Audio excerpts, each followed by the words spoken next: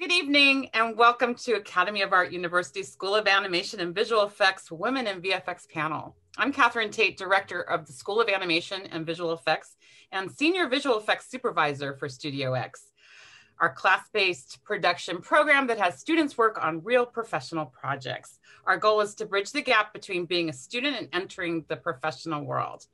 We are celebrating the last day of Women's History Month with 5 very special women, all of whom I've had the pleasure of working with in Studio X. I'll be co-moderating this event with my dear colleague and partner in crime, Sasha Corellis. Sasha, take it away. Oh, thank you, Catherine. I always am just, honored to be Catherine Tate's partner in crime. I am the head of production of Studio X here at the Academy of Art University. And I am so excited about doing this panel with this amazing group of women in the VFX industry, and some even, crossing over to animation and visual effects. We can do both. And I'm just excited to hear from these beautiful women and hear where their stories are and how they got to where they are. So the next thing we want to do is just have the panel introduce themselves. So on my grid, Melina, would you like to kick us off? Definitely. Hi, my name is Melina Cufaro. I work at Lucasfilm Animation as a production assistant in our story department. I am a graduate of class of 2019. And I'm from Sarasota, Florida. Great. Glad to have you. Ryan. Hi, my name is Ryan Bauer. I'm a compositing supervisor at COSA VFX here in LA. I graduated from the MFA program at AAU in 2012, December. Seems like just yesterday. And I'm originally from the Chicago suburbs. Fantastic. Lauren, you're next. Hi, I'm Lauren Ellis. I'm an executive producer with Zoic Studios, executive VFX producer for Zoic Studios. I graduated AAU in 2012 with Ryan, and I'm originally from Alexandria, Virginia. Okay. Chaiwan? Hello, my name is Chaewon Kim. I am look development artist from Disney, and I graduated my MFA majoring in VFX on 2017. Great. Nice to have you, Chaiwan. Jumana, I know you are still in transit. Are you able to introduce yourself? I guess if you guys can hear me okay? Yep. Awesome. Hi, everyone. I'm Jumana Shaheen. I'm from Saudi Arabia. I graduated from Academy of Art with my BFA in Animation and Visual Effects in 2015. And I'm working at Ingenuity Studios in Los Angeles. Great. Thank you, Jumana. Okay, Catherine, do you wanna kick us off with some questions? Okay, I'm going to start by just asking a general question to all of you, and you can answer or not. It's up to you. And you can also ask each other questions. We want to keep it casual. What was your journey from school into the industry, and what kind of took you by surprise? What were you surprised that you felt comfortable with? Tell us about your journey. I can go if no one else wants to go. So the journey, I think graduating in December was something that I knew I wanted to do just because this was, in my mind, it was getting a jump on any jobs that were gonna start to come about in the January spring season. Most people end up graduating in the spring, so I knew graduating in the fall, winter would give me a leg up, and I knew I wanted to go immediately from San Francisco to LA because it was just a bigger market. So for me, it was hitting the ground running immediately. It wasn't Studio X when I was there, but it was 400A. And the project that allowed me to go was actually Fruitvale Station, Catherine, if you remember that. I'm sure you do. And that was the one where I made enough connections to catapult me to LA, and I was able to meet more people and I got linked up with USC from there. Ryan, I think you got linked up with USC at some point. Yeah. Yeah, and it was all based around that real world project, Fruitvale Station. And just through that networking and the process of, well, not really process, I guess I was just going around LA, meeting everybody I could meet with every studio that would listen to me, taking those skills from 400A and those projects that we worked on in 400A to show that I wasn't just coming into the industry with no experience whatsoever, that we did have a leg up on other schools that didn't work on those kinds of projects. And eventually that turned into my first set of gigs. So I didn't feel like it was incredibly taxing to get my foot in the door, specifically because of 400A.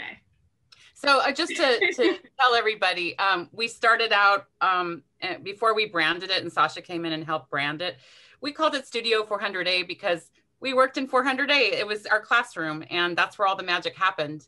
And since then, we've expanded the program to cover animation and modeling and all the other pipeline steps of visual effects and animation. So just to let you know, it's really the same thing. It's just more formal now, because we've grown, and Sasha has helped basically manage it, and I just wanted to mention that. So 400A really is Studio X. Studio X is really Studio 400A. It's just a branding that we wanted to come up with to kind of cover other classrooms and other areas of the pipeline.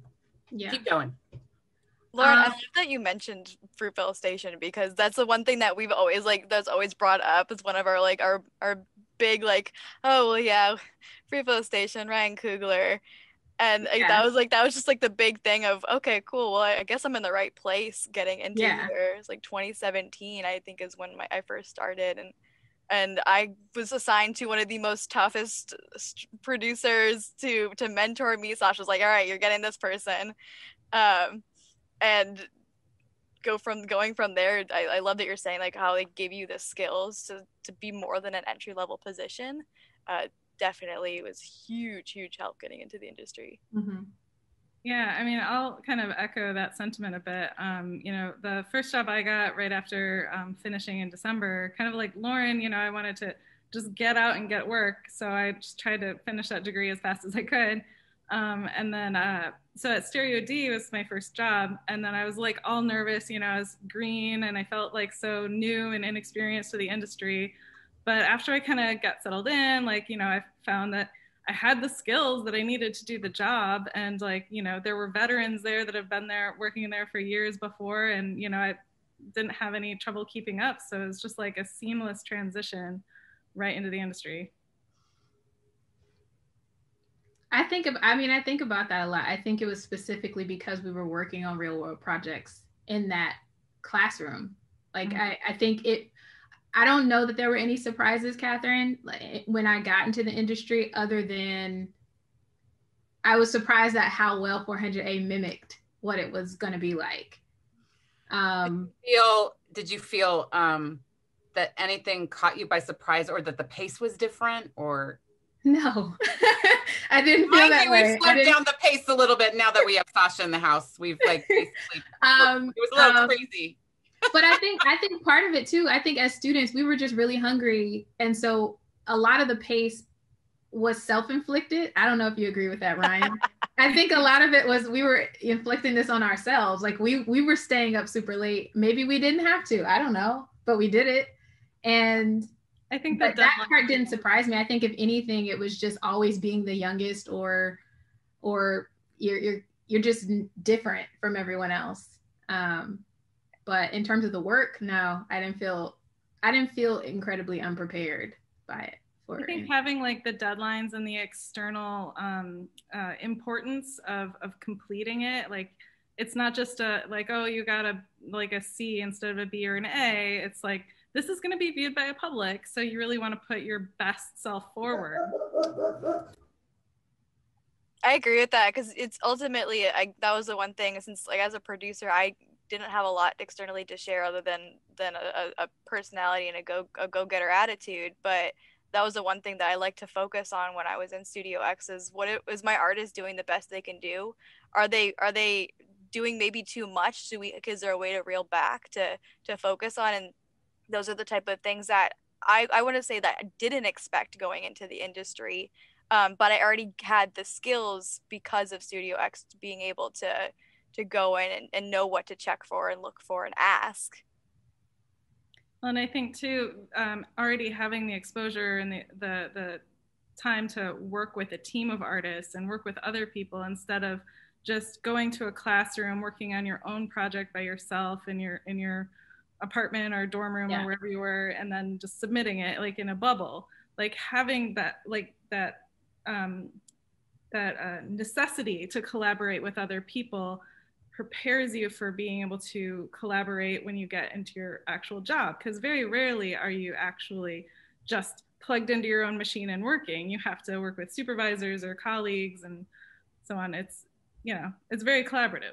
Yeah. And I mean, I'll even add that we even had client interaction. I mean, unless you're in certain roles, you might not, as an artist, have to sit with the director giving you notes on your shots, but we absolutely were doing that in that classroom.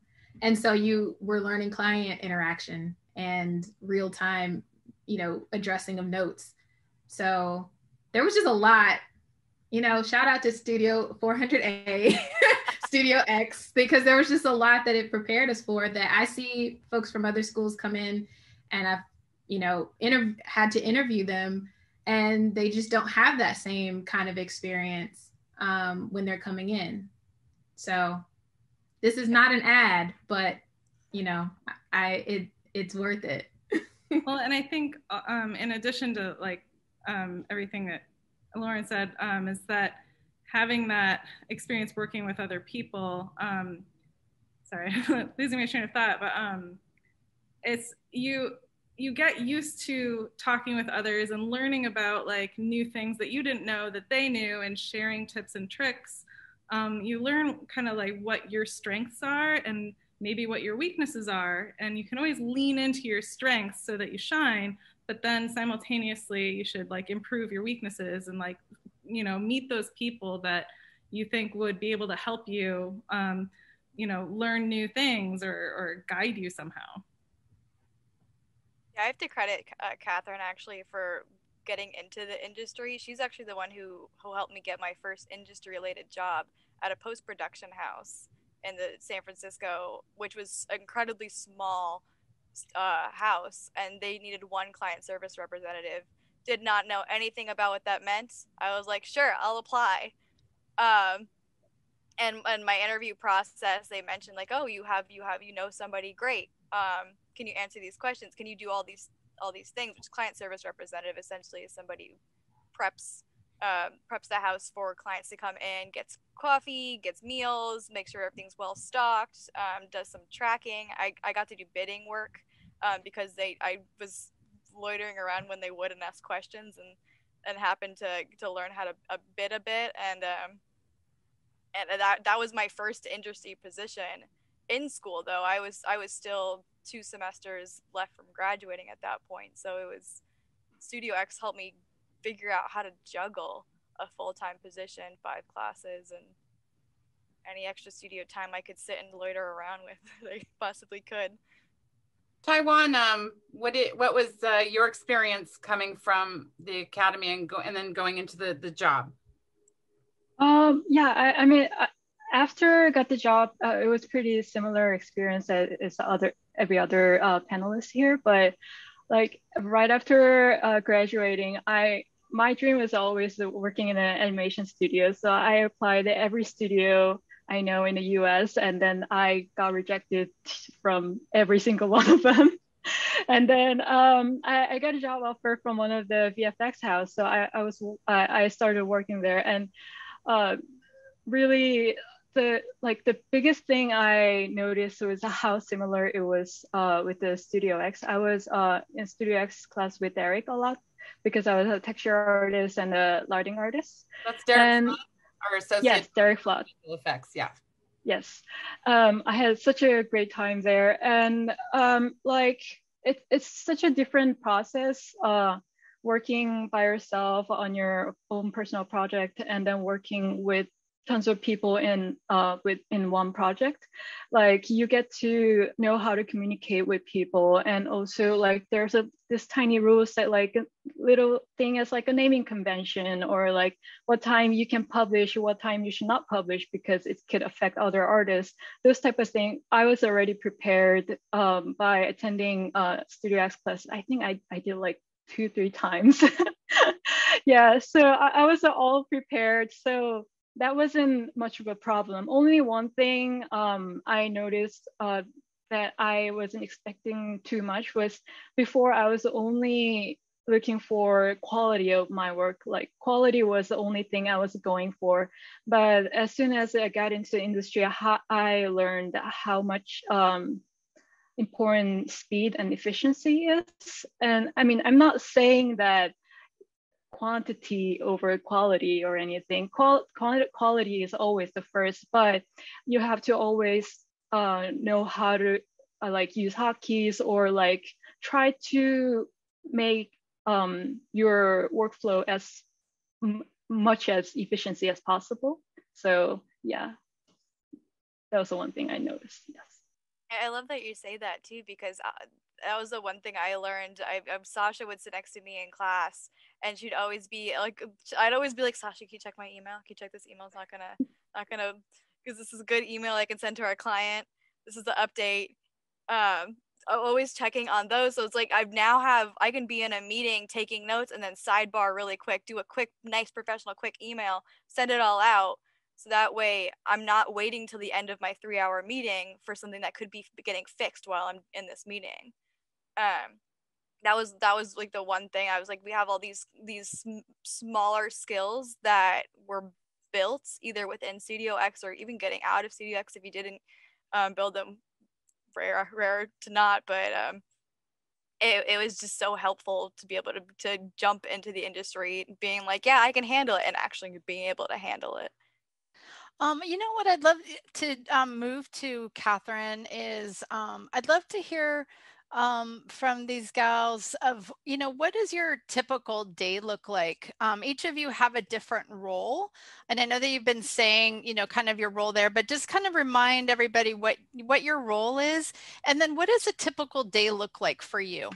Lauren, you want to kick us off again? Oh, sure. There is no typical day. They all look very different.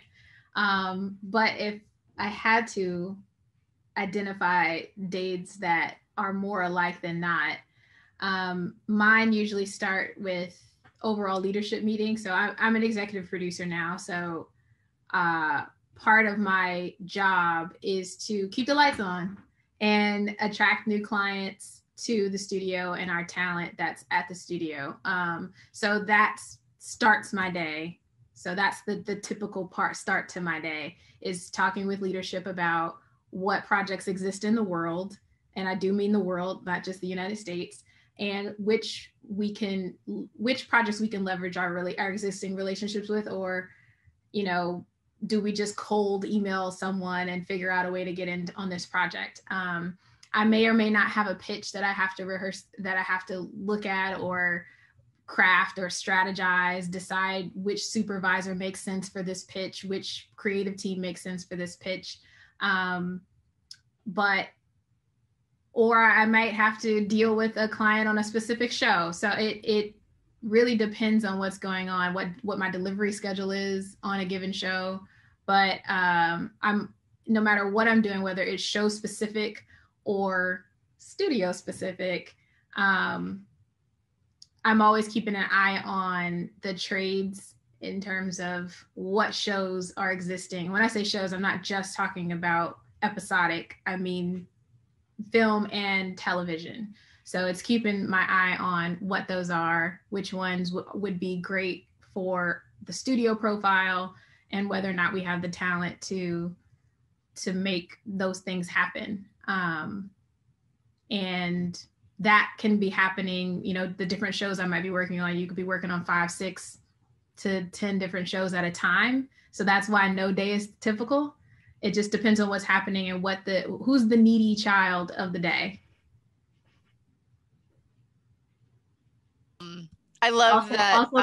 Also bidding and negotiating and contracts and tax incentives and everything else. Yeah, I love, honestly, like that's like right up my alley.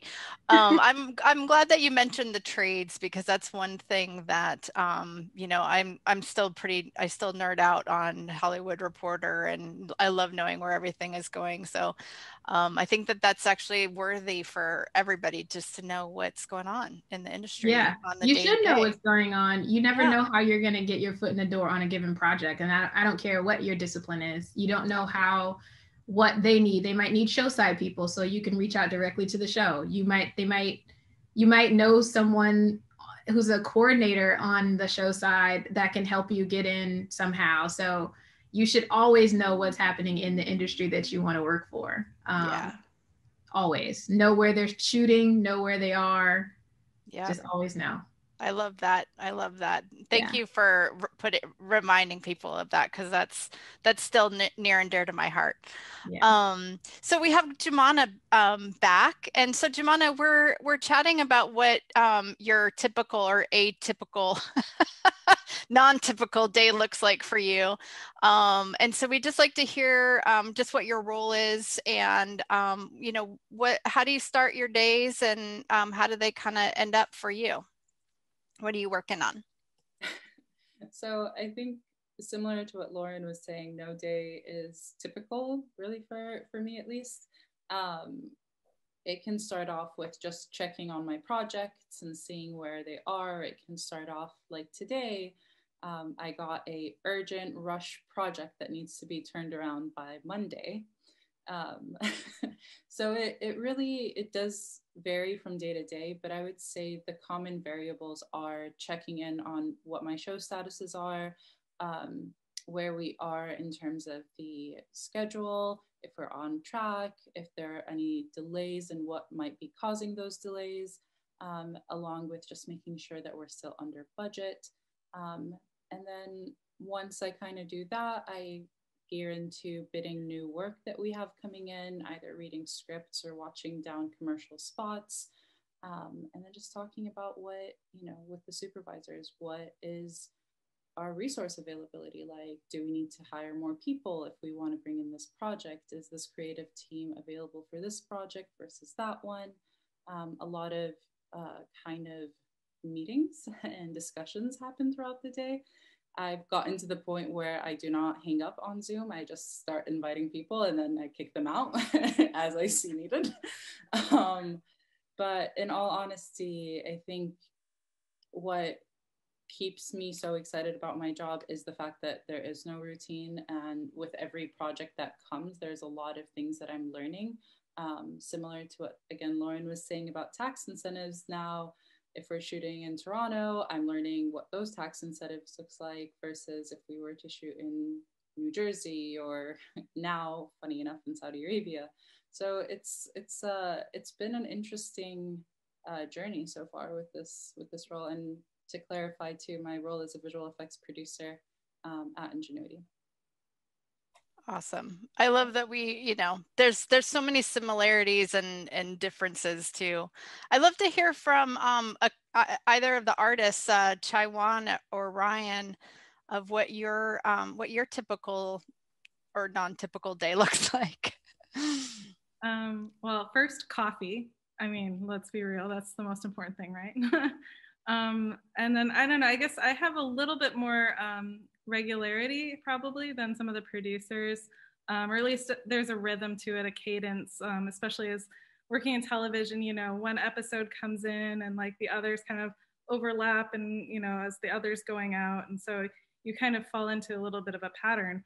But any average day, I guess I'd probably start with checking my email because I need to see if there's been any feedback or notes from the client or if we've gotten any new turnover, anything that might kind of change how much work needs to be done. And then I'll review any like renders that artists submitted overnight and kind of send back any shots that have notes that aren't quite ready to review in dailies. And then I'll kind of earmark renders that are ready for dailies and either to final them perhaps, or if there's a larger discussion that we need to have as a team, to kind of put that in there as like our little reminder. And then after that, basically I have dailies at 10 a.m. So we'll all get on Skype and log on to like our dailies list either through Frame.io, or we have like a Teradici connection to our stations at the studio.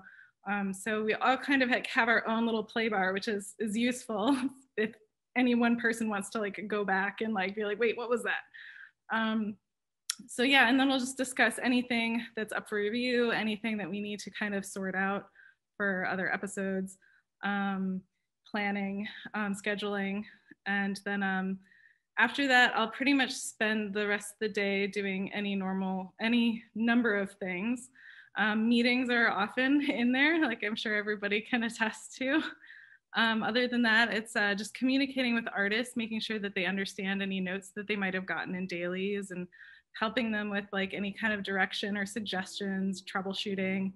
And then I'll be prepping or QCing shots, either getting them ready to come in or getting them ready to go out. And kind of like any new episode that we might be getting in, I'll kind of strategize and try to like organize the workload so that we can attack it as efficiently as possible and save us time, because with tight turnarounds, like 10 days to final a whole episode or something, like you really don't have any time to spare. So making sure that everything is, you know, exactly what's going to happen and when it's going to come in, and like when, you know, an artist is available to work on it and so on. It's a lot of coordination to work out with scheduling and with other departments, so CG or map painting or anything like that, or dynamics. And then sometimes, you know, I'll end up working on like bidding for future episodes that we're going to come in with the VFX producer, the VFX supervisor, the CG supervisor, dynamics. You know, we'll kind of like get a feel for what work we're looking at, and like kind of how much time it's going to end up taking us to accomplish it. And then, you know, I'll also spend time just communicating with those other departments so that I know what exactly we're going to be getting and when we might be able to expect first passes. Again, kind of just going back to that whole coordinating of all the little pieces. And finally, after all that, I'll also, like, you know, just make sure that we're on target to hit all our deadlines. And if we aren't, then like, what do we need to do? Do we need to spread the work out a little bit more, bring in some extra help? And then, yeah, after all that, maybe a little comping. That's the role of a supervisor. You're kind of doing all of the things. You're doing the art and a lot of the admin and management too. So juggling, keep all the balls in the air. Yeah. Yeah, Chaiwan, we'd love to hear what's your day like? Yeah, my day is much simpler because I'm still a junior artist. So yeah, I'm just like everybody. Start with a big cup of coffee, and then check renders came out from last night, and check emails and the shotgun notes if any other departments sent me anything to fix it. And then just keep working until rounds, which is a review with the supervisor. So I go to rounds, and then if he or she gives me good to go, then I'll bring that to dailies and show it to art director or production designer. And then if I get some notes, I come back to my sit and then work a little more. And if before pandemic, if we are in the studio, there's a lot of culture going on and little events like figure drawing classes, yoga classes, or sometimes summer trips. Just, yeah. So just participate in those fun little activities. And right now I'm mentoring one of new hire. So I usually do night check-in with her and then call it a night. Actually, Chaiwan, can you explain what a look development artist does? Oh yeah, so look development, the term itself is so different from studio to studio. Some other studios use it for lighting department, but our at Disney, we use it for texture artists and the grooming artists. So we mostly do those works, and it's separated into two different team, environment team and the character team. So character team mostly does character, which involves a lot of grooming and fabrics and skin. And sometimes it's like a monster, then it's some like cool new materials to explore. And if it's an environment, it's a little more fast-paced work, building sets like exterior, interior. And when you're in the environment team, you're mainly dealing with modeling department and lighting department. So it's always to know, it's always good to know a little bit of the like department near your pipeline. So yeah, try to explore little more, not just study only your major. And also for the characters, we usually deal with rigging, modeling, and sim artists. So yeah, it's all the fun. I love that you mentioned actually like the stuff outside of the role.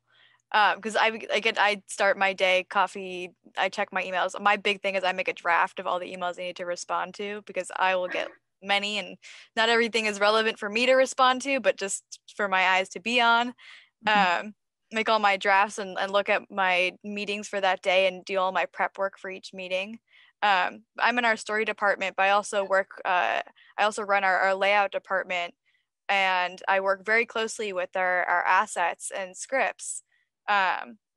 So part of my job is doing a lot of follow-up. What are the action items that we haven't had an update in a while? Checking in on people. I actually do a lot of the non-role based stuff. I will go and I'll message people I haven't heard from in a while, see how everyone's doing. I do a lot of minute scheduling on top of my many meetings. I will do even smaller meetings, just call them coffee chats, touch bases, see how everybody's mentally doing, especially since the change in environment, working from home from a studio. In studio, I sit at their desk with my laptop and I'll keep working and chat, but that's just the extrovert in me. But at home, a lot of it is out of tracking, outside of scheduling. How's everybody doing? You know, I heard a couple of you mention the pandemic, and this, I think it's a good segue to talk about it because you can't really ignore it, right? How we developed a remote lab, we call it the R Lab, basically using Teradici, and you know, we've been able to, you know, I think because we had so many Zoom students before the pandemic started, you know, we handled it pretty well ourselves, but, you know, there are lots of challenges, and and we were wondering, how have you changed? How are some of these practices going to be permanent? How do you deal with the stress and the mood issues that have been coming from the pandemic? Did anyone want to start with that? I can go on with the main thing that I did, as I said, was create a lot of mini touch bases, checking in on people that I haven't heard from in a while. We have team meetings. We have 3 different story teams within our story department, and in each team meeting, if someone doesn't talk a lot or I don't, sometimes people will not be able to make a meeting, I like to do a little check-in. I like to see how everybody's doing, if there's something I can do to maybe help it a little bit better. Sasha actually taught us, I know the production track is still fairly new, but Sasha taught us in one of our classes, we'd start our class off with breathing exercises, which sometimes I still use to this day. It's so needed, because you can get a lot of, as you said, like the stress and anger, and I can feel it from my team. No one's ever directly maliciously. It's just the sake of being home and not leaving your house, and you know, etc. But being able to, in production, keep a cool mind and not take any of it personally, knowing that this is where they're coming from, and wanting to make sure, like, okay, they're coming from somewhere. Let's look into what they're doing. If there's a way I can help. I had I call it a lunchtime game hour. I have a document of games that are web-based games that we all can play. I try to do it weekly. I try to add stuff like that since we're not going to have like yoga stuff, or we're not going to have gym time, or games in the common area, or people walking to the commons and getting lunch, or walking outside and getting coffee. Those don't happen anymore. So I try to create those experiences virtually, and use a lot of my energy throughout the day in order to compensate for that. And my production energy is 110%. But as soon as 6 o'clock hits, I leave. I won't answer unless it's needed. I won't answer anything after 6 o'clock, is trying to create that like hard out. Like, all right, here's my boundaries. I won't even talk about work. Sometimes I'll get messages from people talking about like, hey, did you see this? And I'm like, I did not. I'll look at it tomorrow. I'm really glad that you mentioned that, because I think that's one of the bigger challenges with the work from home situation, is really maintaining and being cognizant of those boundaries. And like from a supervisor perspective, like once an artist is like off work, like even though their station is just right there, like respect that they're off work. And but the kind of the awareness has to go both ways as well, because artists have to be really tenacious about checking their messages or making sure that they get alerts, you know, if a text message pops up on their machine. Because if that's really the only way that we can get a hold of you and there's something urgent, like we need to know. Otherwise it's like, oh God, who's got their phone number? Like I need to harass them right now. So yeah, you can't just walk over to their desk and be like, hey, is that, you know, going to be ready to render anytime soon? The out of office calendar gets utilized so much these days. Well, even just like a block on someone's schedule is like not in office, taking a mental break. I'm like, great, me too. What kind of pivots did you guys do at your studios, like in terms of technology, to just kind of, did you guys already have some things in place, or like how difficult was for you to pivot? Just because we've gotten so many of the tools now that are working much better for doing virtual pipeline production. Yeah. Well, go ahead.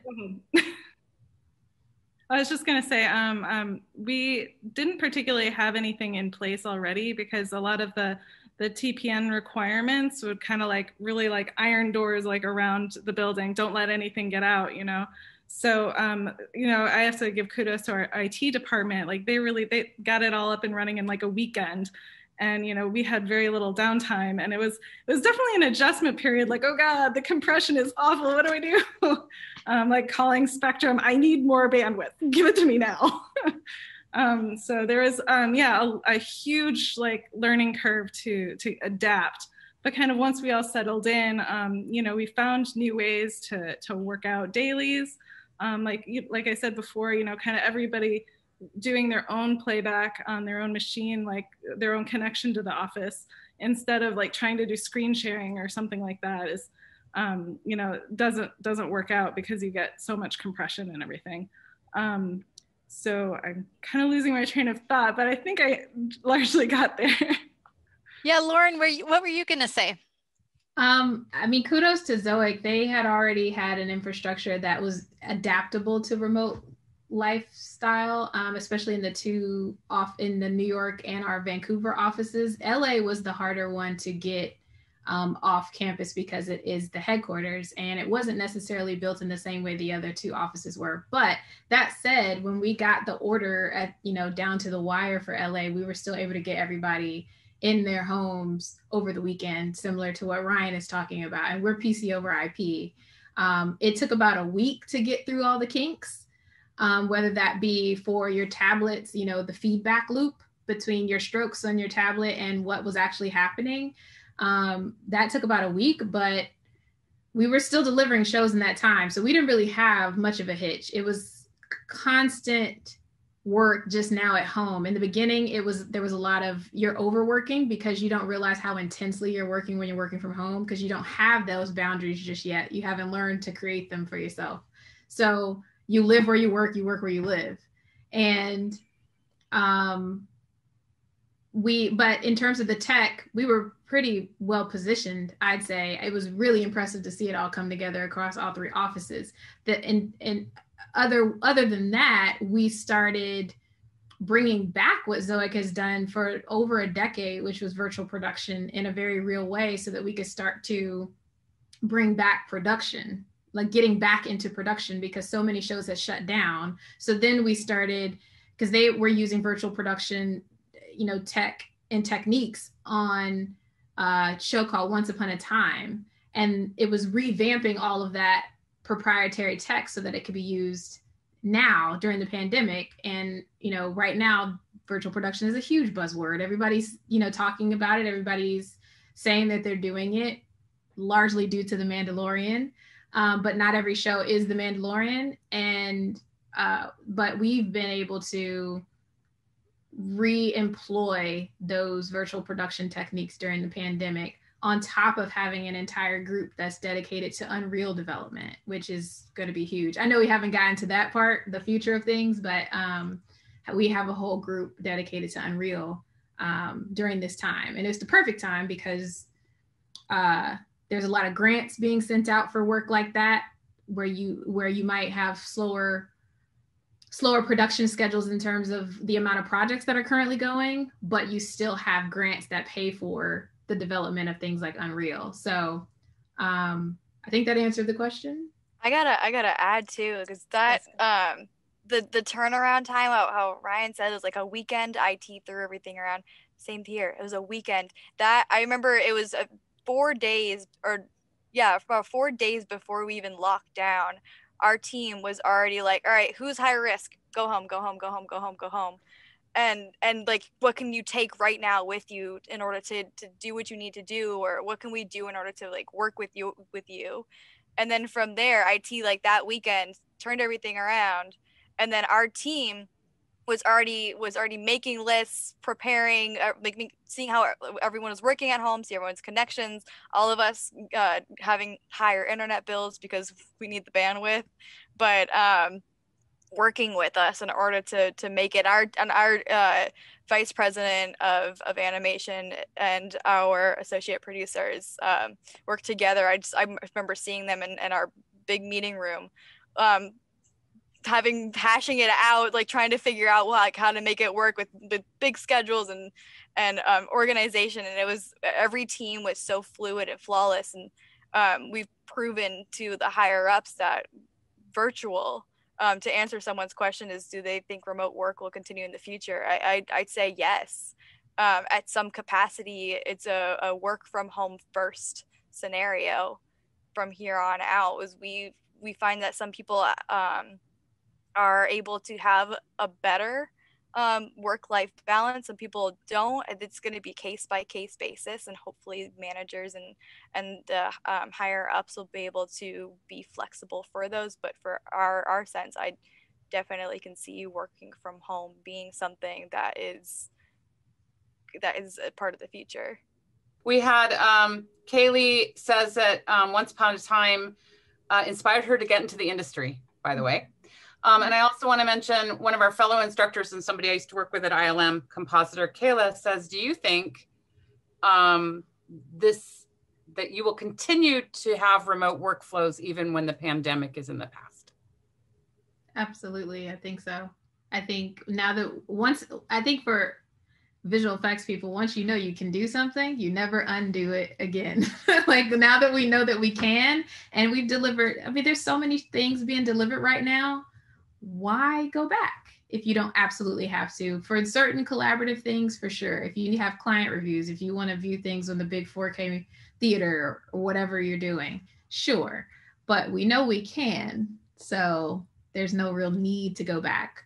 But that does present some interesting new issues just from a producer standpoint, because I'm now getting questions from clients, and Jemana, I don't know if you're getting the same thing, but there's this assumption that with remote workflow, there should be a change in cost of shots. So I think we've got a new set of, well, it's not really a new set. It's the same issue of we want everything to be cheaper, faster, but now there's the belief that because we're remote, how do we justify the cost if you don't no longer have this, what they perceive as the overhead? Now, the margins of visual effects are very low, very tiny, very small. But that's hard to explain to a client who already wants it to be faster, cheaper. It's interesting that you say that, because even though a lot of people are not on site, not using the offices or using the studios, it's costing an employee more to be at home, to use their own personal resources, and in the future possibly being compensated for those, or looking at options of how to work with that, purchasing more equipment, because now there's a whole other ball game to even look at, like, because you're not using in-office stuff that you can just like, oh, we can use this desk from second floor. No, it's like, all right, well, this person needs a desk. Can we accommodate this? Are we able to look into the budget and figure out, because ergonomically, I don't know about you guys, but I built a whole desk just so I can sit and not have my back want to yell at me after an entire day. So my artist, I can only imagine. I get up and walk out of my room as much as I can, but for someone whose work is a huge setup, that's got to cost more money. I think to tag on, I think like what's already been said is, now that it's here, it's kind of here to stay, like to some degree anyway. Like you're gonna be hard pressed to take this away from a lot of people who really benefit from it.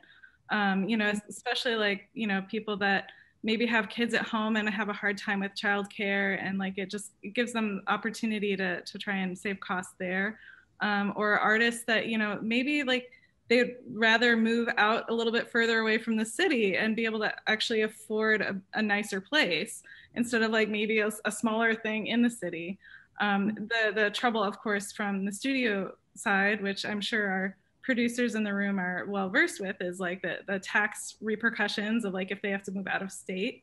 And then from a production standpoint, like if we're in, you know, working across multiple time zones, well, you know, I don't know how well I'd be able to work with an artist who's like in France, but the time zones wouldn't overlap quite enough.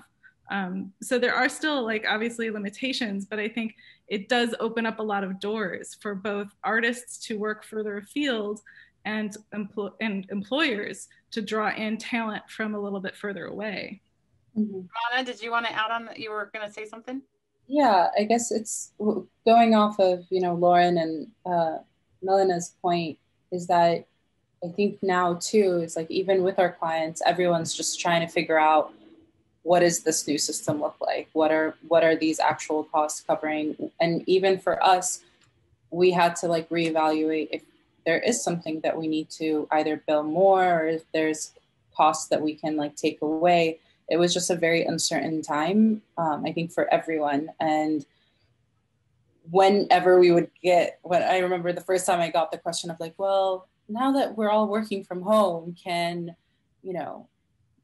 we go lower on the budget? I'm like, well, are you planning on sending us hard drives to copy onto our server in the office? They're like, yeah. I'm like, okay. So you would need someone to be at the office, you know. And obviously I say that jokingly, because I still understand from their point of view that their budgets are most likely also being pulled back, because everyone's seeking this opportunity throughout the pandemic to say, oh, well, I'm sure you're not getting money elsewhere, so this is the budget that I'm going to give you for your production.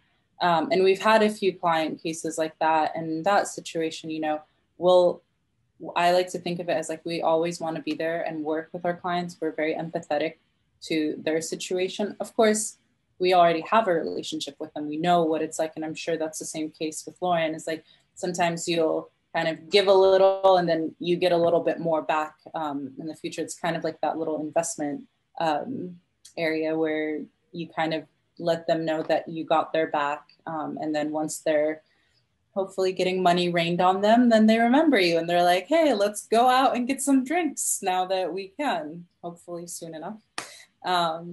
But I would just say, like, with the pandemic, similar to, again, what you guys were talking about, working from home and not having that balance, I'm one of the people that I felt like I had more of a balance working from home. And then on the few chances where we did have to go to set or go into the office, I felt like my time now was being used a lot more efficiently, because if I did get 20 messages, I could choose to respond to them when was the right time. And obviously I could see which is higher priority, versus when I'm in the office and I get a tap right as I like really got into a bit. I'm like, oh, all right, now let me try and refocus. So I think there's a certain advantage to working from home and having that virtual pipeline. And it's giving, I think, a lot more people the freedom to create, and also the freedom to do their laundry between waiting for renders or waiting for a posting to get exported. And I promise you, I never thought laundry could be therapeutic in between meetings, but apparently it is. Can I jump in on two things? Sorry. Can I jump in on two things? One was the tax incentive issue with remote work. And I feel like there's a huge opportunity for the film industry if it came together, that is, to influence government across the board to adjust their tax incentive policies. Some have quietly done so, meaning they understand that everybody's working from everywhere. So you're going to start to see offices pop up in tax incentive zones that don't actually have a physical office there, but they might have a render farm or a colo somewhere, or their lawyer who incorporated them is there.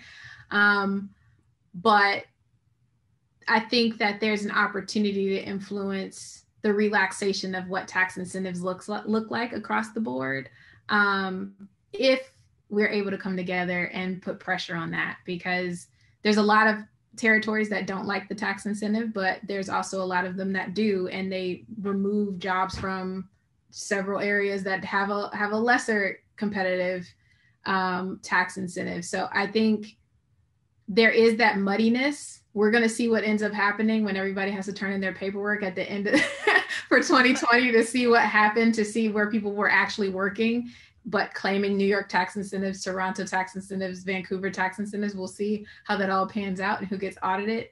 But I think there is an opportunity there to influence if we can all come together on it, which, is not, a typical thing for the film industry to do. Maybe you have access to more talent. Maybe you have access to more talent, right? Actually, wanting to add to that is we have like employee resource groups, and that's the one thing that we love to talk about in our resource groups is that talent, access to talent from everywhere, access to talent who don't have the experiences of flying out and living in an expensive city like Studio X, or what the Studio X was able to give our students was the opportunity to be remoted into our dailies. We've been able to have hiring experiences where we have artists and production and alike from the East Coast, which they have to work on our time zone. For them to be up that late, but it's the fact that we're able to give opportunities for people who might not financially be able to support it, and specifically looking at minority groups and looking at different demographics. It's just something that I think and hope and wish the industry would take such a big advantage of this, because there's so much talent out there that might not even be accessed that you don't even know about. Yeah. And the other thing before I lose it is the pullback, financial pullback of like it's really hard right now because I do feel like we have an opportunity in visual effects, because I think we were always in this tug and pull financially with clients to comply with whatever it is they're going to give, right? And I think more than ever, maybe not more than ever, but more than ever since a while ago, I think visual effects has an opportunity to stop that pullback from being as intense as it has been, right? Because they need us now more than they have before. Mm-hmm. And they will continue to, as long as we keep pressuring use of Unreal, use of virtual production techniques, and all of these other things. Our jobs are going to be that much more required for everything that you're watching. We're already required for everything you're watching, but it's going to be even more so. And so the idea that here's what you're going to get, you're not going to get no more than that, shouldn't really stand anymore as strongly as it has in the past. And I think the pandemic should position us a bit better than to keep cutting and undercutting each other, even as studios, to get the work when really what we do is required for what they need, right? Mm-hmm. So I just wanted to add that 2 cents in there. I love that. Thank you. It's funny because at the beginning of the pandemic, you know, when we were still sorting out like what is happening, but the amount of jobs that we've gotten and the amount of emails and requests of, we finished filming, but we couldn't get this scene. Do you guys think you can help us with putting these people in the same environment? And I think a lot of filmmakers and directors and producers got to see the value of visual effects apart from the side of like, you know, screen comps or driving comps, or even like putting, you know, developing an entirely new environment. I think people started to see it more as a tool that they have access to help them with their productions. So I think it's actually been crazy. The amount of work for us has not stopped. And just kind of carrying on of Lauren's point that yes, we are needed. And I think absolutely adding that pressure of, you know, we're here, we're helping you guys, we're doing everything that we can, and we know what value we bring, and we know you know what value we bring. So let's make that clear for the team. Chaiwan, I'm actually kind of curious because you're in another facet of Disney, and I know with Disney Plus ramping up within the past couple of years that I'm kind of curious on your take too, because Disney seems to be handling this, and like since we're such a big part of the industry and keep expanding somehow, I'm kind of curious on your end of the road. I mean, before mentioning about the Disney, I also wanted to talk about from more of a junior artist perspective about this pandemic, because especially for our department, look development, texture artists, lighting artists, our technologies keeps evolving. So we need to keep learning new stuff every day. And I actually miss being in studio because when I'm in studio, I can learn so much things from my coworkers very casual way. Like I'm just go visiting my friends in other office and having a coffee with them, and then I just turn around and another artist is working on some cool stuff that I don't know how to make it, then I could just go to them and then I can just ask, how did you do it? Can you show me? Or if I have some problem with my scene, I can just go to my supervisor and ask like, how can I fix this? It's such an easy and casual way of learning. And I really miss that part. And even just like meeting people in a hallway, have a little chat about the show, or just like seeing other people's work really casually. I just miss all of that. And going back to Disney. So yeah, because we have so many Disney Plus contents needs to be made. We've been hiring so many new artists at the studio, and we're actually not sure how to fit all those new hires at the studio right now. But yeah, it's going really well. And like there's a lot of cool new series that we're working on that I can't wait to share with. But yeah, I can't really mention anything here. So yeah, I'm sure like in a few months they're gonna announce it. So yeah, just stay tuned. I can plug ours. Is our third trailer came out, or second. Can't even keep track anymore. But we've been working on an incredible series that if you guys May the 4th is when it comes out for the Bad Batch. But you guys really check that one out. It's for someone who's a Disney fan going into a Star Wars world. I'm pretty excited.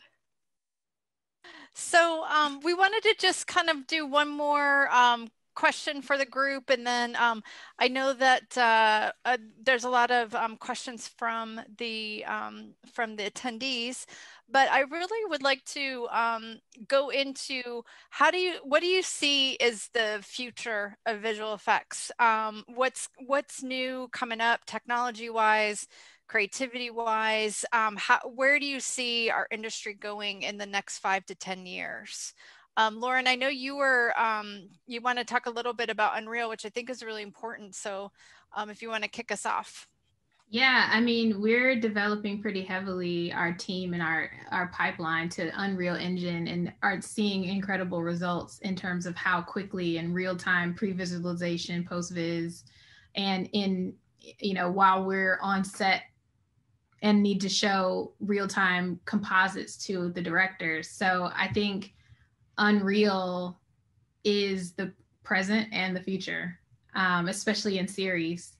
I think it'll be slower to adapt in features. I could be wrong, but I think it'll be a little slower to adapt in features just because it's not an absolute necessity, I feel. But in series, with the demand being, we want everything to look like The Mandalorian, I think Unreal is going to be required to reach that level of fidelity in the series space. I do think it'll be used in features too, but I think we have more time in features, so you can massage things a bit more without the need for Unreal, I think, in the same way anyway. Do you think that, do you think we'll see more of those 360 LCD screens, LED screens, sets and stages? I think only as the budgets permit. It's incredibly expensive. And a lot of people don't realize that.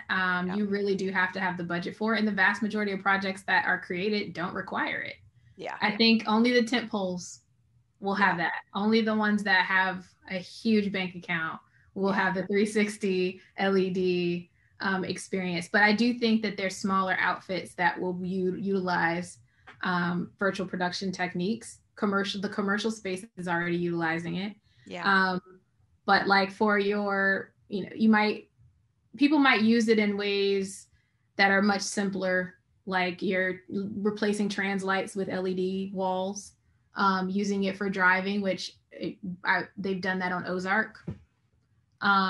So you'll use it for smaller things like that. It won't be the full outfit like you see again on The Mandalorian, but I do think that some smaller series will utilize some of those things. But I think in a series space especially, it needs to be more of a tiered approach and a case-by-case basis. What makes sense? Does it make sense to spend this kind of money on a show that the episode doesn't cost more than $60K? Probably not, you know?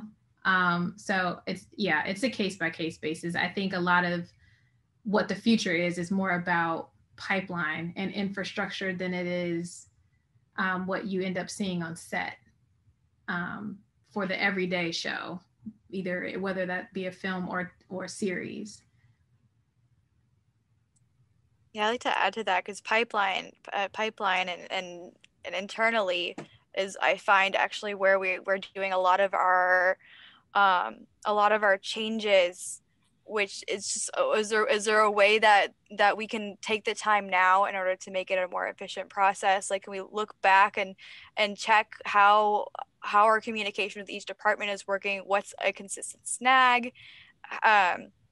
And go into that and try to make it a quick and easy flow. So there's ways that we have been slowly but surely implementing on trying to make this process more smooth for when and if we're back, what the future look like, however the case may be, because our communication style is completely different. As was said previously, you can't go up to somebody's desk and just have a quick chat. So now you have to either make an email thread or create a milestone out of something that previously wasn't a milestone, but now could be implemented. Since I work episodically, we think in episodic sense. Okay, now after a review session, maybe we start to touch base with our asset department again and revisit these cost factors, revisit is this going to be used, because our story team is now using a different camera and you won't even see the back of it. Let's look at it like a movie set. One of my our director of photography is always saying is, think of it like a movie set. Is the back won't be seen, do we need it? And it's just, I think that's such an interesting way of going forward. I can't speak for other studios, but I do find that this is the time that, while all these other changes are being made, let's look internally too on how we can change. Any other thoughts on the future of visual effects?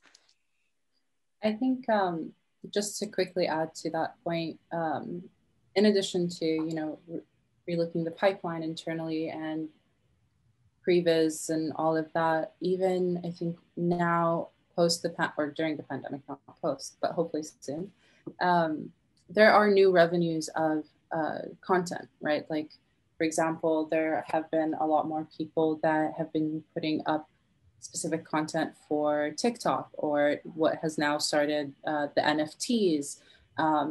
So I think for visual effects, besides its current pipeline and developing that, there are now different revenue streams that we can even consider and look at that have developed because there have been so many people at home all day long that want content all the time. So I think, yeah, I think we've got like a lot of things to learn and a lot of things to help develop and grow. I know the buzzword of the last 2 weeks is the NFTs. Even Saturday Night Live already did a skit on it, so it's like we know it's hot, which I think is cool. I think we're going to move on to some questions from I think we're ready. Are you ready? Yeah, I have some questions for you. Yeah. There's a question from Karina, so this is a nice one you might expect, but it's a good one. What advice would you give to current students, we have a lot in the chat, that you wish you had known? I want to go with this one. I wish I did an internship. I wish I pursued more work while in school on top of Studio X, which gives you incredible pipeline knowledge. It's good to have some industry experience on top of that. So when you do graduate, you have not only an incredible reel, but you also have pipeline knowledge working in a live studio where it can really be beneficial. I have a lot of little tidbits that I think I could impart, if I might. I think first thing from my experience would be, you know, decide first if working around the globe is important to you. If you want to be like working in Singapore and London and Germany and Australia and all over the place, like do that earlier in your career as much as you can, because I think later on you won't even notice it, but you'll start growing roots and you'll want to be like, oh, I really like working at this place, so I guess I'm gonna I'm gonna move to this place for good, or just knowing what you want and where you want to go, and taking the steps to follow that plan, I think are really important to have your goals, and then and also learn your worth and be your own advocate, because no one's going to advocate for you, and if you know like what your strengths are and what you bring to the table, then it will give you the confidence to ask what you're worth, what you deserve. And also communicate with everyone, obviously, but with your superiors, with your bosses. Like if you have goals that you've already figured out, because I just said that, you should make sure that your superiors know, like, hey, I really want to like move up within the company. Like I'm just an artist now, but I want to be a supervisor, or I'm just a coordinator now, but I really want to get into producing. I think the more you communicate that, they'll kind of think of you if an opportunity arises, or they'll find ways to maybe like foster that growth. I think then the last little thing I can think of would be leave your ego at home. Know your worth, but leave your ego at home. Accept any criticism with grace, knowing it's not personal, and ask for help when you struggle. It's not a shame to ask for help. Or if there's something you don't know and you want to learn it, ask a superior or a supervisor to show you. That's the best way to grow. I think just to add to Ryan and Milena's responses, one of the things that I really do wish I took advantage of while I was in school was to create a product, like to create essentially like either a short animation, could be 30 seconds, 1 minute, that would be completely mine. I think you lose track of the amount of resources that you have while you're at school. And then once you're out to create that, you're now paying for every single thing. Not to mention that you're learning so much from that creation in every single step of the way. So even if if you're an international student, for example, like me, and I couldn't get a job while I was in school, that in itself is a job that will teach you the things that you now know what to avoid once you're kind of working in the real world, whether or not you want to be an artist or a producer or a director. You're kind of getting to get a really good glimpse of all of that. And plus you get to own something that you've created. And I think that's really cool. So yeah, that's my little piece of advice. I think know who your peers are. When you get out into the world, you're gonna have a tendency to want to reach up and network up, but you really should be paying attention to networking laterally. These are the people who are going to look out for you. Catherine used to say that all the time: take care of each other. Before we left, take care of each other. And that's what you end up doing. Ryan and I graduated together, and we're good friends to this day. Where if we ever hear of things, we share it with each other. So it's important to identify the people who have your same work ethic and take care of each other when you get out into the world. And you advise each other, you're going through it together. So, and you just support each other. That's important. So make sure you identify those people in your program. Always be learning. You need to know your industry.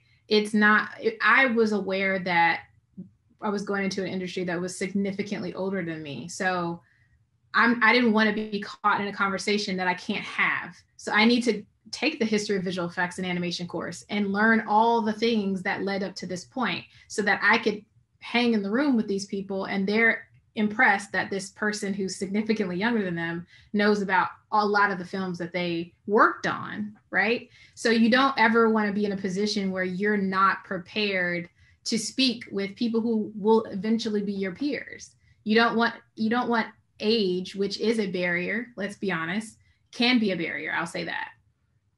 Age to be something that sticks out about you. You want your work to be the thing that sticks out about you. And if you don't know anything about your industry, are you really interested in it? So you should know as much as you can. You should know the history of it. You should know all the known things. It doesn't matter if you don't like them. You should still know it.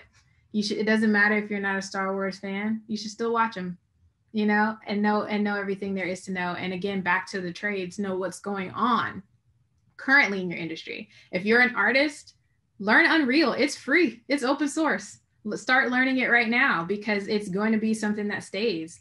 And whether you work on series or features or not, you might work in gaming and you've already got a leg up because you're coming out with that knowledge. So always be learning about every aspect of the industry, especially if you know what your track is. And it's okay if you don't. There's so many ways to go. Follow a path until you get interested in a new one and then you could switch. But always learn about it as you go. Don't stop learning. Yeah, adding to that is once you do find a job in the industry and you find yourself at an entry-level position, what Ryan said, leave your ego, and on what Lauren said of always be willing to learn. Take anytime someone offers you something and you have the bandwidth, take it. If it's not directly related, take it. It could be an opportunity to learn something completely different. I found that while I was in school, I took as many artist courses as possible. So that way, as a producer, I can understand the dialogue. I find it helpful now when I'm looking at assets and knowing how to type out things like Olympic files and not writing Olympic like I originally did. And when you finally do get that first job in the industry, trying to find, if you're in production, go to every single department. If you have the time outside of your tasks, go and ask your supervisor, can I sit in on these meetings? Can I sit and learn? Does this coordinator, this producer have the bandwidth to answer my questions? Do you have time to do a touch base? I was pretty interested in your position. Keep trying to pull, because this is back to what Lauren was saying, is the learning. Keep trying to pull new information, even if it's scary or you're not sure, and ask the questions. I mean, the worst thing you can get is a no, or I don't have the time. There's always a way to keep pushing, and be humble about it. Be humble about when you're pushing, and know when to reel back too. Yeah, I think it's attitude is just like, it's hugely important. And the better attitude you have, the more people are going to want to work with you, the more companies are going to want to bring you back. You could be the most talented person in the planet, and if you are terrible to work with, they'd rather hire somebody who might be just slightly less talented, but is wonderful to work with, you know? So just whatever you do, like, be friendly, and, you know, just like work with people and not against people. Also, kind of to tag on to what Lauren was saying about connecting with your peers. And it's also important not just to like network so that maybe if, you know, they know of a job that you can get hired, but also so that if you're in a position where the company you work for is hiring and you want to bring people in and help build the staff, like, you know, you're supervising a show and like, oh my gosh, we need more people, like hire this person, this person, this person, just get them here, like, like now. So it's great to have that resource base, even if you're not a producer or anybody who's, or in human resources, or anybody who's directly responsible for hiring. It's always useful to be able to know people that you can tap. Okay, Will, we got quite a few questions to go through. We do. We have a couple for specific panelists, so we'd like to do a couple of those. This one is from Ingrid and is for Chaiwan, since we were talking about internships earlier. And this is kind of a two-part question. What kind of stuff did you need to know before you would intern at Pixar? And how much do you need to know about the company before you would work there? So that's something you guys were talking about already. I mean, definitely you need to know the company's style. Like when I'm in a review room, I heard a lot of comments that they don't have our style works, and they only have a game style work. So it's really important to understand what the studio style is. But that doesn't that doesn't mean you only need to work on their style. It's always good to show variety of your talent, like realistic or cartoony, or very stylized animation, whichever. It's always better to show a lot of different styles, but it's just different styles in the end, and the main like the studio style in the front, like kind of editing. And before going to Pixar, well, actually, I wasn't expecting to get the internship at that time. I was a little bit surprised. So at that time, all the work I had in my portfolio was from Studio X class, or my personal like half-done thesis type of thing. So I feel like for interns especially, they look for more potential than the quality of it. So try to show as much as you can on like different styles or different aspects, like characters or environments. Like related to the previous question, I feel like even though you think you want to specialize in character, or you want to specialize in environment, don't minimize what you can do in the school. In school, just try to explore as much as possible. You never know, you might find some better things that you have fun in. Like for example, in my case, I thought character, I'm all about characters, but while working in the industry, I realized how much fun it is to work on the environment as well. So yeah, I just wanted to tell you, don't limit yourself in school. I could add on to that, know the studio that you're applying for. From a general perspective, and not just like an animation perspective, but I think it's hugely important if you're going in for an interview to do your research and know like what kind of projects has that company done, like you know, what who are the like the staff there, the bosses, or like, you know, the supervisors there, who are they? So you recognize them if you do get hired. And then yeah, if the more you know about the company going into the interview, it'll fuel some questions and it'll show an active interest for working for them, rather than just you spammed everybody who happened to have a job listing anywhere. So the more you can show the proactive engagement, I think it'll put you in a better light.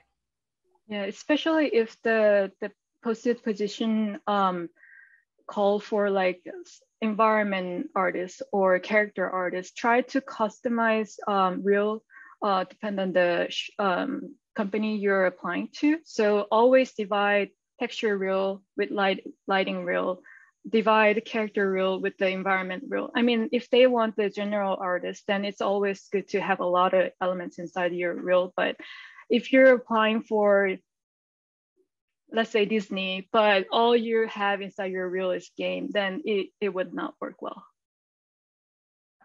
We have a question for Lauren from Chris, who says that she has a bit of a worry about the industry's systemic barriers as a Black woman. How has your experience in the industry been since graduating, and could you speak to that? Yeah. You get really used to being the only, but you can't let that be something that stops you from the work. A lot of it is the amount of mental work you will have to do for yourself to cultivate the idea that you belong in the room has to be done before you get into the room, if that makes sense. It's not really, it should not be a top of mind worry of yours. And I say that meaningfully, Chris, because if you allow that to be your top of mind worry, you will not be good at your job. You will not be able to do the work because you'll have that burden with you every day. And I know that's easier said than done, but you have to understand that you're there for a reason and you're interested in this and you are doing the same work as everyone else. So your voice belongs there and you have to believe that before you walk into that room. And if you run into any barriers, you have to be okay advocating for yourself as respectfully as possible, of course. And just know that you belong in that room. You know, you're studying this, you know your stuff, assuming that you do know your stuff, you belong there. That's the long and short of it. You belong in that space. And because I've always walked in that understanding for myself, I've not had barriers that I can attribute to the color of my skin and even to my gender, because I refuse to walk with the concept that I don't belong here. And I think because that's the energy I bring into the space, people meet me with that same energy. And if they do have a problem, or if we do have a misstep, we do have microaggressions, I have no problem addressing that. But I also understand who I'm dealing with in those moments, have a high discernment for character and who you're talking to at a given time to know when you can address things. There's not always the right moment to address things. There's a lot more that I can say on it, but the vast majority of it has to do with you believing for yourself that what you know is valid and your experiences is valid and you belong in the room, and that we're here to do work. We're here to do the work. We're here to create things and have a good time. And as much as you can take those very real mental barriers and systemic barriers that exist, as much as you can remove those clouds from yourself so that you can get to the work and be creative, the better off you're going to be. And you'll start to really just focus on what you're here to do. And you can be free in that. Yeah, I have a lot more to say about it, but we'll start there. That was beautiful, Lauren. And I just want to mention that Chris is a talented compositor. Okay. UX right now. Oh, nice. A question from Ellie, and actually, there's two questions that work here, and you were all talking about networking a moment ago and how you can do that. But Ellie wants to know how to network authentically, which is a nice way of describing it. And also, Jasmine wants to know what online students might be able to do if they can't make these connections in person. I can speak start the conversation on this one. Is as far as networking genuinely, try to find organizations that within the field. I can attest to Women in Animation has mentorship programs where you can go, and I'm actually going to be a mentor this next upcoming program. But you can go and you can meet people in your like field and like positions, and genuinely make these connections and go from there. As far as online, I've actually heard a couple of this from some of my fellow coworkers of reaching out to people on something like LinkedIn, just having a genuine interest in what they do. Hi, my name is this. I am focusing in this and at this and doing this in school. I have a reel, but I'd also love to talk to you on your experience. If you have the bandwidth, please reach out, give them the option, give them make an opportunity, make a stand, make like be proud of the work that you're putting out there. As it's been said, it's if you got the passion, it's gonna show. I think that a good segue into connecting with people you're not physically around is to try to find the common ground. One of my first jobs when I left grad school was because the woman went to a college in Florida that most of my family went to. It sounds very strange, but because there was a recognition there, I was able to lead into that conversation and make some sort of common ground. If you can find something like that, that typically chips down those barriers that a person may initially have with connecting with a stranger online. It's not easy, but that's part of the work when you can't physically be there. And the only other thing I would say is to try to physically be in those spaces as much as you can, whether those are conferences or whatever it is. Try to physically be in the room with people somehow. I think to speak to the topic of networking authentically, I very much understand this sentiment because I hate feeling like I'm like chatting somebody up because they have a connection. Like I don't like feeling fake. So to that end, I think what helps me is just talking to peers. Like we were saying before, is the more you just make friends with the people around you, like, and not even talking about the industry stuff, like find common hobbies, like, or sports, like, oh, hey, you like skiing, like I love skiing too, like, oh yeah, have you ever been to blah, blah, blah? And it just takes off once you find common interests. And then you just know them as a person rather than as a connection.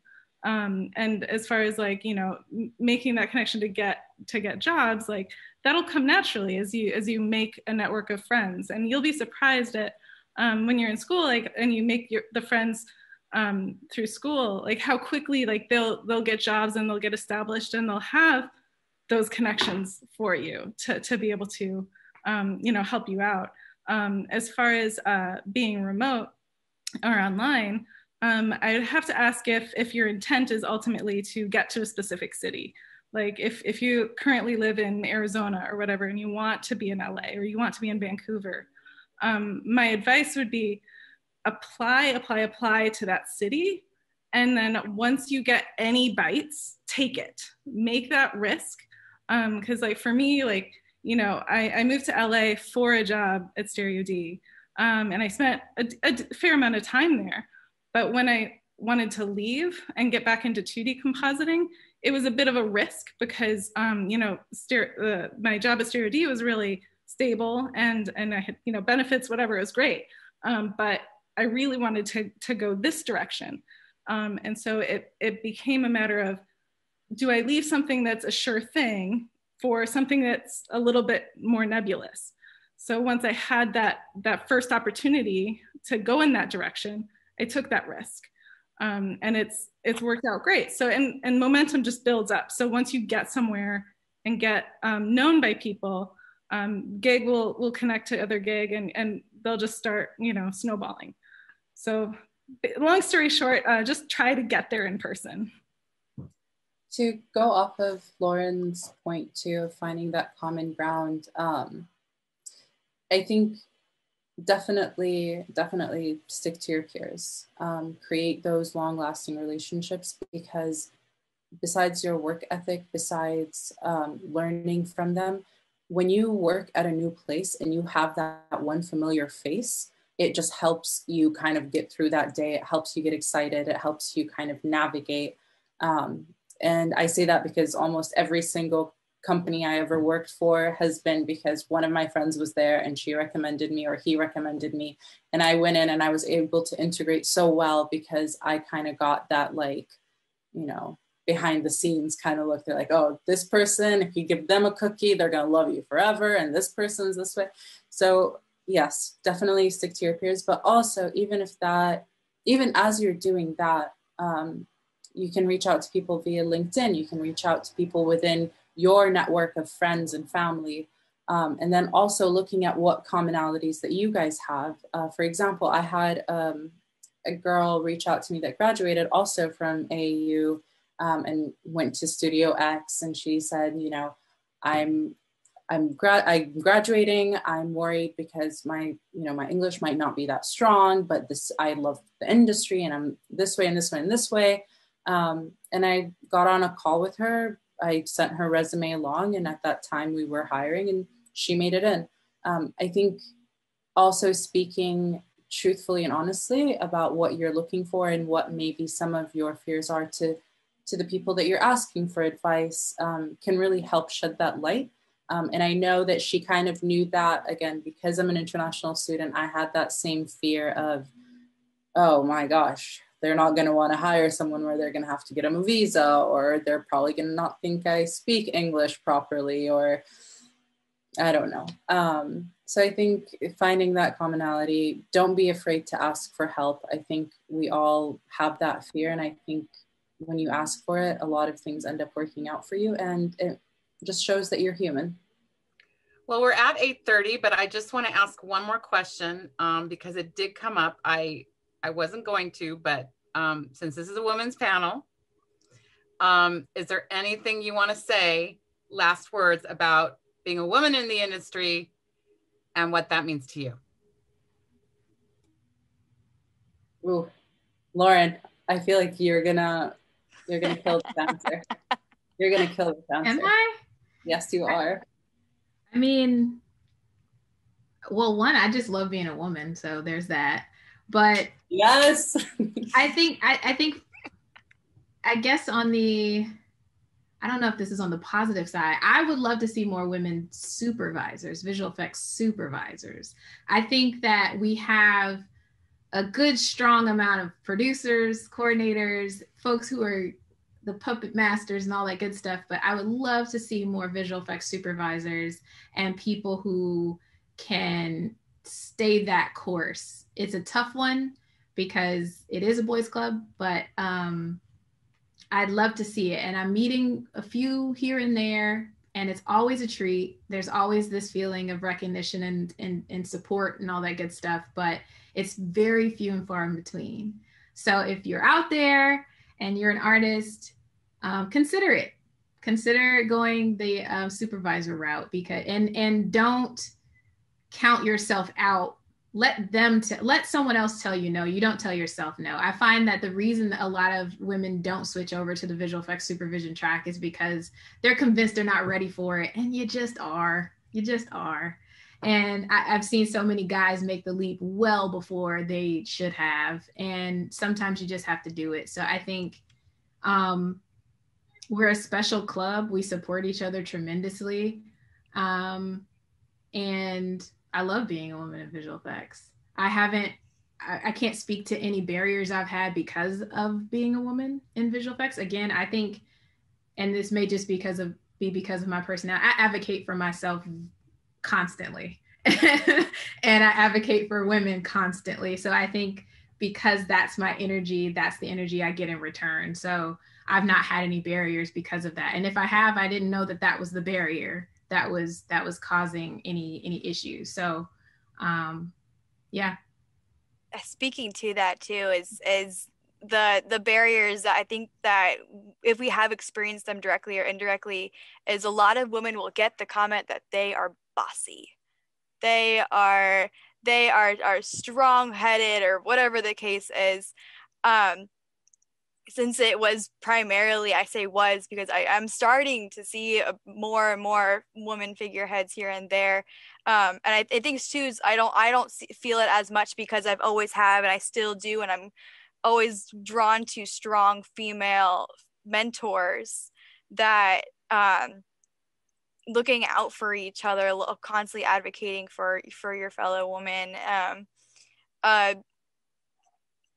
just like striving for your best, advocating for yourself. I love that, Lauren, you say that, because advocating for yourself, I think Ryan also said that at one point too, is such a big indicator, knowing when to advocate for yourself, but knowing your worth, and just because you might be the only female in the room at the time, still making sure that you're a presence to be reckoned with, bringing that strong energy there. And it's not bossy, it's boss lady. Sorry.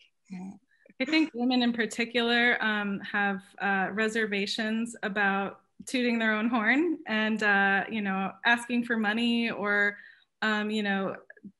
feeling unqualified for a position, like they've been promoted beyond their skill level. Whereas I don't think men experience that nearly as much. So I don't know, I guess just try to push yourself outside your comfort zone a little bit, whether it's, asking for that raise at work, or a promotion, or applying for a job that you're just not sure if you're quite qualified for. Just push yourself, and you might be surprised. If you don't think you're qualified for it, they might think you're qualified for it. And believe in yourself. I think I've been lucky, I guess, as a woman. I haven't really been aware, I guess, of being a woman in the industry. I've just kind of been there. I've been, doing my job, and it's never felt like a factor. I'll find myself in a room sometimes and it's like, oh, I'm the only woman here, but it's not like a big deal. I don't feel any less important than anybody else there. I don't feel like it's really on the radar. So, and that's I think that's kind of what you want at the end of the day, is to not have to have this thing at the forefront. We're doing good work. We're making movies. This should be fun, not about gender. Yeah, I love that. I have the same sentiments. I can't say that I've had those barriers either. I agree with you both. I don't think I've ever had those barriers, because I personally don't look at it as I'm being seen as female or not female or whatnot. And that's why I'm here. I think I look at it in terms of, I have noticed there aren't as many visual effects female supervisors. I've noticed that there aren't as many editors. You'll see that throughout. And I think I've made a conscious effort ever since that kind of clicked in my head, that whenever I'm seeing a girl or a woman or whoever working in a field where I know she is super talented, to hype her up, to let her know that I see that. And I will say, you're doing amazing. You're gonna move up. You're gonna do whatever you want. Because we do, I think, and not all women, I think sometimes I even question my capabilities and my skill set, and hearing from a good friend that, no, you got this, you know what you're doing, you should keep going. And those moments of doubt really goes a long way. So look again to your peers, motivate them, push them forward, because I know at one point we all need that push. So yeah, karma, it'll come around. Can I clarify something about advocating for yourself? Mm-hmm. Sometimes I think when people hear advocating for yourself, you hear some sort of confrontation, it makes you feel confrontational. And that's not what I mean. And I'm pretty sure that's not what anyone else means here. But advocating for yourself can also be researching what the salaries are in your field and understanding money in that way, so that when you do go in the room, you can know what you should be asking for and not feeling afraid about that. And that again goes to the peers conversation. So you have people that you can ask those questions of. It's doing exactly what Jumana just said, which is once you are aware of an issue, starting to move in the direction to help influence the change of that issue. And it's not always taking up a really loud stance, but more of a profound stance. It's not about being loud all the time, but it is about being profound in the role. And so that's more what I mean about advocating, less about people who are nervous about being confrontational. That's not what it is. It's about being profound and being showing up in the space as authentically, like we've talked about before, as possible. And that doesn't always mean being loud if you're not that person. Sometimes it's quietly being amazing at what you do and making a way for other people to be amazing and giving other people permission to be amazing because they see you doing it. There's quiet advocates all over the place. And you advocating for yourself is doing what Ryan said as well, which is you're afraid, well, do it afraid. Go for the job afraid. If you have 5 of the things out of the 10 of the things on a job listing, apply. Let them tell you no, don't tell yourself no. Things like that is advocating for yourself. And it's not you shouting all over social media saying no one wants to hire me because I'm a woman. Well, it's not always that. So I just wanted to clarify that point, that it can show up in many different iterations. And advocating for yourself can be as simple as asking for critique, asking for feedback. If you're at a job and you're not actually sure exactly how you're doing, you can ask for a review, ask what can I do to improve my performance here? And I guarantee you the companies will appreciate that, and they'll value that you want to grow and that you're trying. Yeah, even just taking a simple conversation of hey, I want to learn more. That's another way of advocating for yourself, of taking the step, and as we've been saying, is pushing yourself to be able to ask for more knowledge. Knowledge is power, and that's exactly what this industry is a bunch of knowledge and ever changing. And Taiwan, do you have any final words? And yes, advocating for yourself is really important. I totally agree with that. And also for the artists, try to let your work speak for yourself. Work hard as much as you can, and then show what type of a artist, how good you are through your work, and nobody will judge you depend on your gender, race, or age. Nothing doesn't really matters for talented artists. So make sure to work hard in the school, and also never hold yourself back, for applying for a supervisor role or applying for a new job. Don't ever think I'm not gonna get it. You don't have anything to lose. Just let them be the judge, apply, and just go for it.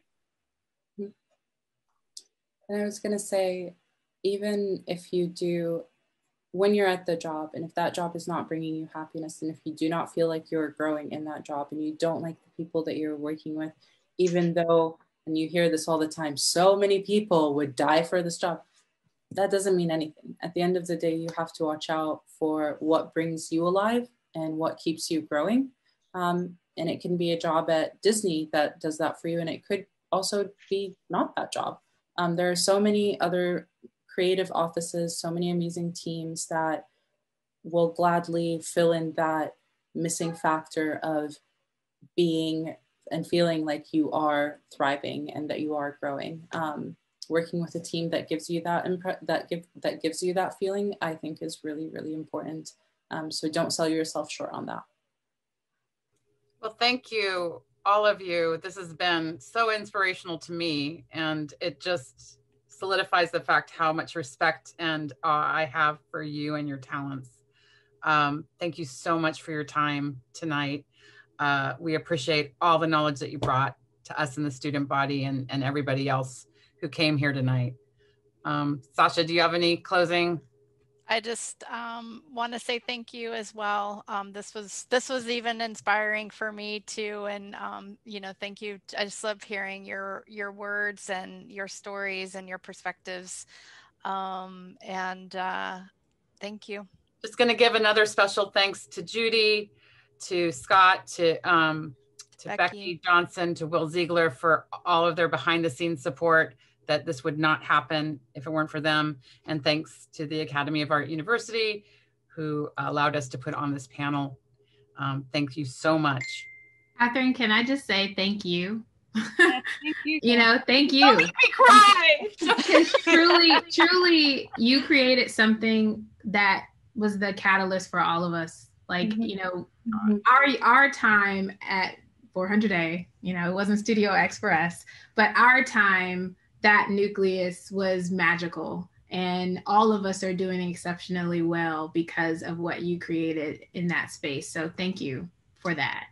Wow, that means so much. It's really a communal thing. And I always like to say that the students in Studio X are building it as we go. And it's a team, like collaboration is everything.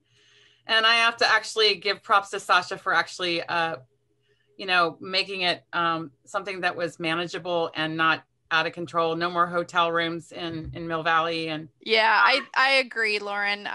You know, I have to thank Catherine too for the opportunity. And and what I love too, just hearing, you know, you and Ryan's stories, and then, you know, knowing Jumana and Chaiwan and Mel kind of coming from all these, like each semester, each kind of group of you guys, we have these like beautiful nuggets of humans coming together and doing great work, and then going out and doing what you do out in the industry. And so for us, it's extremely satisfying. And yeah, and Catherine, thank you for building it.